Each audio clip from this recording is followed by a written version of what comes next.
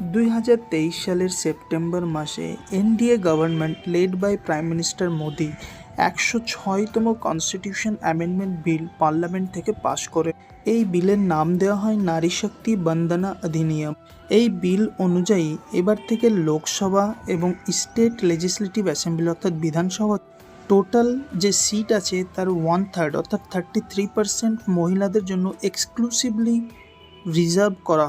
এই বিলের মাধ্যমে মহিলাদের সামাজিক পরিস্থিতি আরও উন্নত হবে বলে মনে করা হচ্ছে, কিন্তু বাস্তবে এটা কতটা সম্ভব বা সফল হবে সেটা নিয়ে এখন প্রশ্নচিহ্ন। কিন্তু এই রিজার্ভেশন লাগু হতে এখনও অনেক দেরি। প্রথমে সেন্সাস হবে, তারপর ডিলিমিটেশন কমিশন বসবে, তারপরে সিট ভাগ হওয়ার পর এই রিজার্ভেশন কিন্তু লাগু হবে।